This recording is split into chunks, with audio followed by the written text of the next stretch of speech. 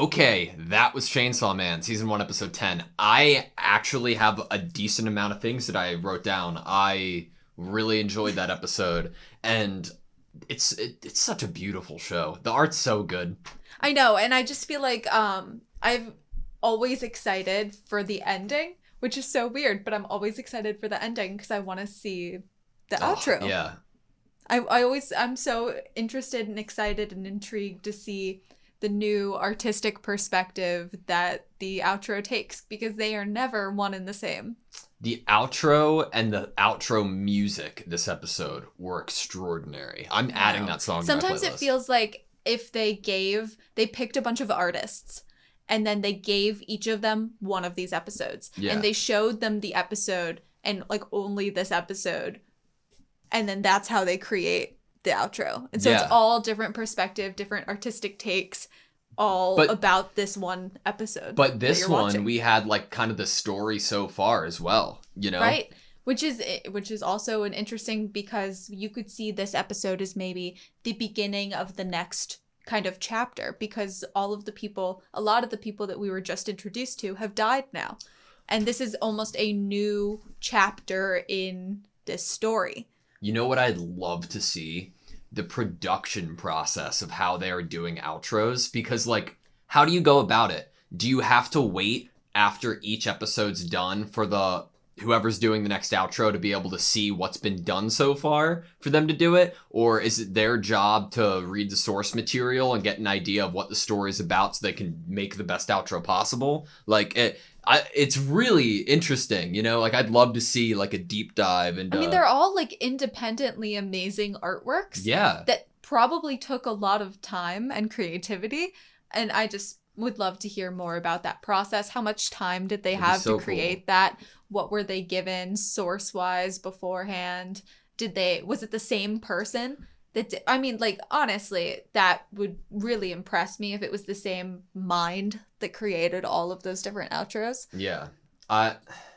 Man, like right in the beginning of the episode, they got me. I almost cried like a couple times because of like thinking about Aki. But then it stops. Yeah. Which I think is... The pacing. I'm sure you probably feel the same, that there was this unsettled, uncomfortable feeling like internally in my body, which I can only describe as when you're about to cry or you're about to feel something and then it stops halfway. And the show was definitely making you like stop. Like it was starting to take you, but then it like put on the brakes. It's scary. And it leaves you in a very uncomfortable, internal, physical feeling. It's scary because only 10 episodes in, they can like make me feel that way and then make me stop feeling that way. And I'm like, oh my God. I felt like I was in a car with a really bad driver, but in the best way. Yeah, it's interesting. I don't know. It's really compelling though, because if they do just go full on, like, I'm going to make you sad, I will be weeping. Like, I won't have a chance. Everything's creative about this show. The pacing is creative, how much they want you to feel and when. And I think, you know, it just occurred to me that maybe the reason that they weren't letting us fully feel here was because to have some type of connection to how Denji's feeling here. That he doesn't know why he's not feeling all the way. He's like, sure, I guess I'm sad, but I'm not crying. Why am I not crying? Isn't that exactly like kind of parallel to maybe what we're saying we were feeling? Yeah. So it's almost like they were trying to make us feel like how Denji feels, which then we can get more into his mindset right now of like his struggles emotionally. Well, okay.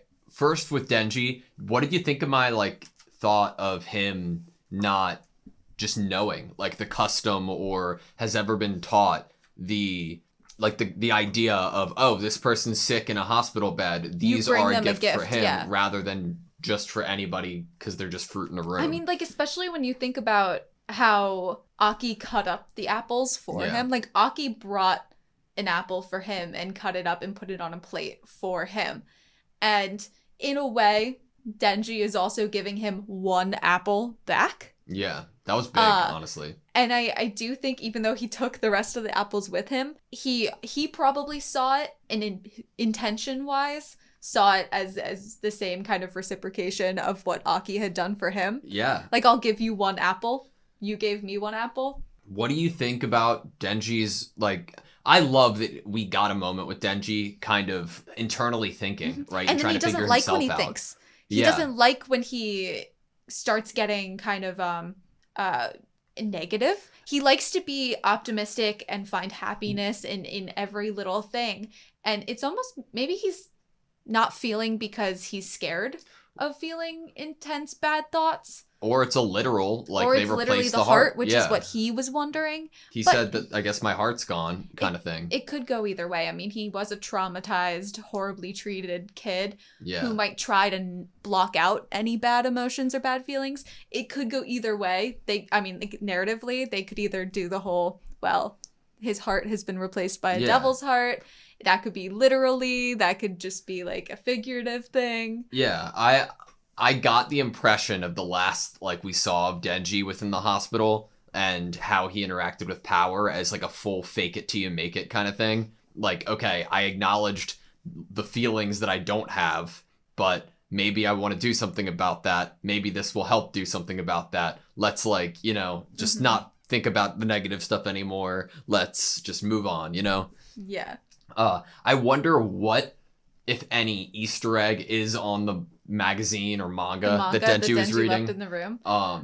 Doesn't it look like possibly the eyeball looked for the future devil in the room? Just a little bit. It's sitting on the floor right now in the shot that we're looking at, and just from far away, it looks like the eyeball is at the center of the cover. Yeah, but the whole Aki just sitting in the room thinking about Himeno, and there was a few great shots when it was coming to like close-ups of the lighter and the cigarette, and then when Aki just broke the cigarette in half, I'm like, oh my god, he's never gonna smoke again. Like, he only did it as almost like a communal thing with her. Like, she would light one up and she'd light one up for him. She got him into it. Will he really do it on his own? I'm wondering narratively if they will in the background show him still smoking, or if this is kind of like he quits now because of this. Because he knows he only has 2 years left, therefore I need to be able to kill the gun devil in 2 years, and if I give myself lung cancer or make myself sick in 2 years, that would suck. So what do you think why does he only have 2 years left? How many times has he used the sword before, and how much is taken from him every time he uses it? Because we watched the whole 3, 2, 1, but we don't know if that was counting years just to count down. We don't know if he lost 30 years from using it that one time, or he's used it 1 billion times, and that, I feel like the way Himeno was so maybe upset, and maybe if you think about her urgency to try to convince, now that we got these letters, her strong desire to convince Aki to go private with her, and also how she acted when he had the sword. In my mind, maybe the sword and this contract with this cursed devil and his life starting to decrease in front of her eyes by using it is what gave her that urgency that, like, I need to get him out of here before he spends all of his life. It made Himeno's death a lot harder to handle. I mean, like, the letters. How could you make it harder to handle when we literally saw her disappear limb by limb? Like, that was already, like, beautifully horrible. The reason why it's so good is because of the entire flashback of Himeno telling what traditionally happens to Aki, and Aki putting the piece of gum on the back of that person. Like, it would not have been, in my opinion, it wouldn't have been executed as well if they didn't introduce that earlier in the series, because that's where my mind went immediately. Like, no, they're not going to, like, really twist the knife in that direction. Because not only could it have been, you let your partner die and I'm related to your partner, it was, my sister stayed and died because she was trying to be with you and get you out of this, and she was trying to stick with you. I think so that's like even a double, like, reason to be mad at him, but she brought him the letters and thought he should read these. But, like, and you'd think that the person being mad at you and, like, not understanding and blaming you would be the harder thing to deal with. But I think this is a lot harder to deal with, to know how much effort and voice Himeno put in. When Himeno wrote, I made Aki get his ear pierced, I was like, bro, are you kidding me? I could not have loved their friendship anymore. I don't know, I love it. And speaking of friendships that I couldn't love anymore, Powie and Denji. Oh my god. Like, they are just like two peas in a pod. Like, they are hilarious together. I mean, they get each other. Yeah. Probably more than anyone else gets them. And it's honestly really entertaining. Like, I'm not mad that they're both not, as Denji said, he wants to be the smart person in the manga. Yeah. But, like, I'm not mad that neither of them really are that. But they did put their heads together and their glasses on. And, you know, teacher was very impressed by this attempt. Yeah. All he did afterward was just a little knife to the forehead. He said that he was the strongest hunter. Yes. Right? I wonder if that's true. Part of me thinks it is because if he's obviously lived a long time. Because I'm sure that people make the comparisons to like JJK and Gojo, but if you're willing to train these two kind of devils that you can't fully trust and have them try to hunt you back, you need to be able to have somebody stronger to handle them, even if they get that strong. You also have to be strong to be able to train those and not fully maybe kill them. I mean, obviously Denji's immortal, so he can not hold back as much, but I believe he said that Power was only partially immortal. Wonder what that means. I guess there's some amount of damage that could happen to the body of the fiend. Yeah. The corpse that they took over. Not quite sure, but I do wonder how he trains humans and if he ever enjoys that very much, if he can't really go very hard on them. We got the intent or the reasons behind what Denji and Powie are doing, right?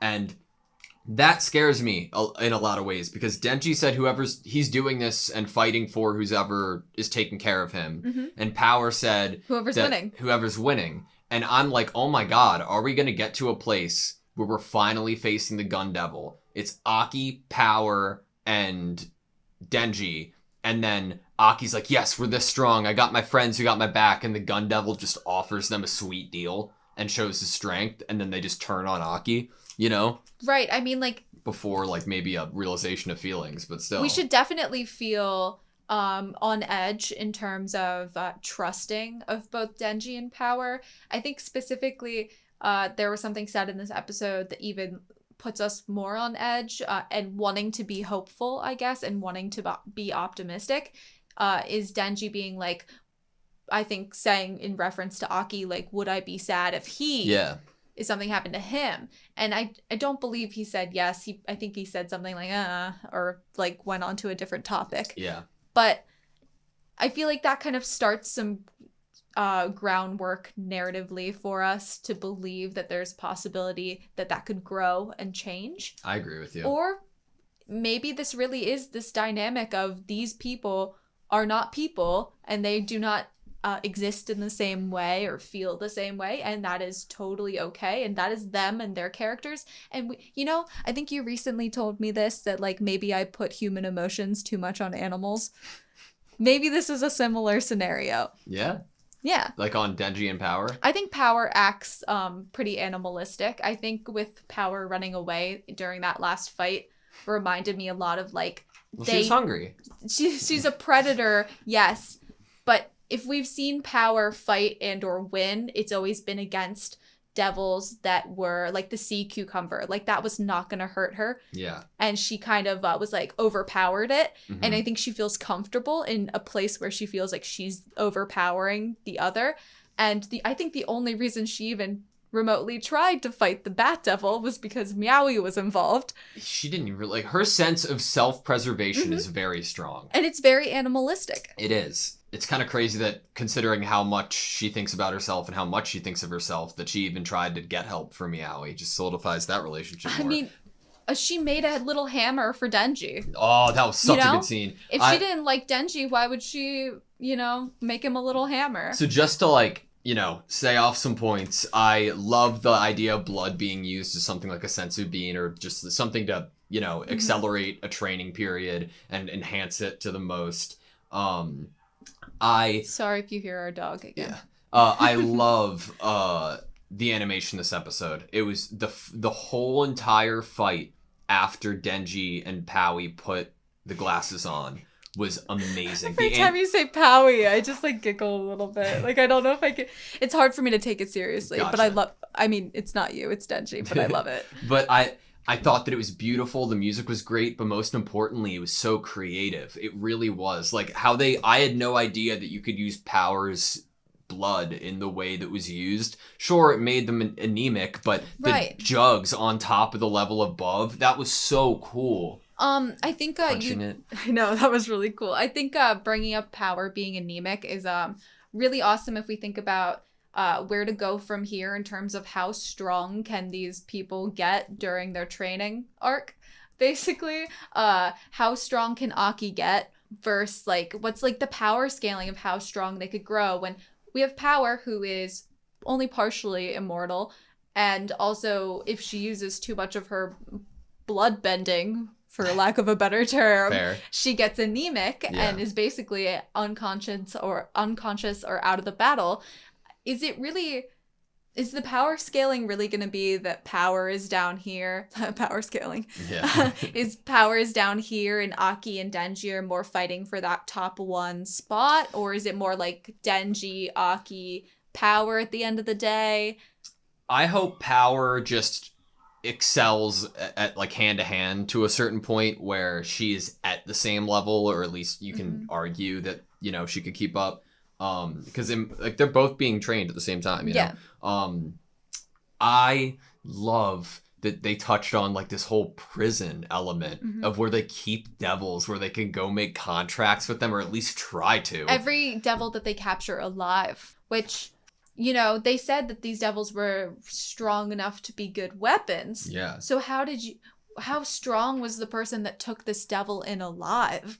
Like, you know, it gets you like really thinking of, did these devils, are they inherently maybe weak to a fight, but their power, if you borrowed it, would be really strong and helpful in a fight? Like, what does the future devil even, you know, do? What can you do with that? Can you... Is it like Night Eye? Yeah. Is it like Night Eye where you can see a bit in the future if you touch someone or look at them or something? Unfortunately, what is at cost, like Wasn't it both eyes, taste, smell, and half your life? Eyes, taste, and smell for one of them. The other one only had to offer up, had to offer up half of his life. Only 2 people have made contracts with. So they weren't. Yeah. Both of them had to do the same thing, but they were different per person. Yeah, one's contract was this, the other was this. Okay. So it could want something totally separate than either of those things. Yeah. For Aki. It could be like a Night Eye thing. Why would you need taste, smell, or eyesight if you know you can see what's gonna happen next, like 1 second ahead, you know? In your mind, but I don't know. Do you believe Cone has to be back? Like, I feel like they said, oh well, the Fox Devil probably's mad at you and probably won't come back. I'm like, but it's in the intro that Aki does the little cone symbol. Do you want to hear my theory? Yeah. I don't think Cone is that mad at Aki. Well, because he's pretty? I think that it's currently worse because he has his hair down. I think that Aki's going to put his hair back up. It's going to be a life or death situation. He's going to try, and Cone's going to be like, oh, fine. He's looking really cute today. He has his hair up, you know? Let me just, like, peek, see how he looks today, and then I'll decide. I love the idea that, like, these devils have, like, preferences and emotions to the point of, like, being like, you know what? I didn't like that. I don't like how you treat me. Is there a breach of contract there? Are the contracts so in depth that it's like, I have the right to take away this power if you do something that makes me unhappy? Like, well, yeah, isn't there if you break the contract, death for either devil or person? Yeah. So I guess what is the difference here? If the Fox Devil never appears again, isn't that a breach of contract? You know, then the Fox Devil would basically be sacrificing its life by being mad at Aki. So I'm like, maybe there's intricacies to different contracts. Like maybe the Fox Devil did have like a little line at the bottom of the contract that maybe like Aki didn't read, and it was like, if you ever make me mad, I like, you know, like this contract gets ripped up. Yeah. I don't know. I love that. Last question for me to leave it off. Our new teacher, our new coach, right? Yeah. Do you think we're ever going to get to see a backstory with him? Because we had one line that was like, when I was little, I used to break all my toys. I think that we'll definitely know a bit more about him in some regard. And I only feel that way. But he's also maybe not, because he's kind of like this mystery symbol. Mystery and man. It's kind of nice to have that mystery symbol of this this like really strong teacher, like overpowered, apparently the best hunter, you know? That's kind of cool to keep it a mystery and like keep us like wanting to know more and more about this person, wanting this person to be in the story more often. Yeah. I don't know. I'm loving the show though. Me too. You good? Mm-hmm. Thank you guys so much for watching this video. Please like, comment, and subscribe, and we hope to see you next time.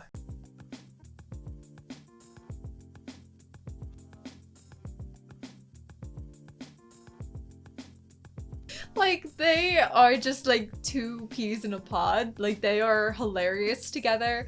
Like, they are just like two peas in a pod. Like, they are hilarious together.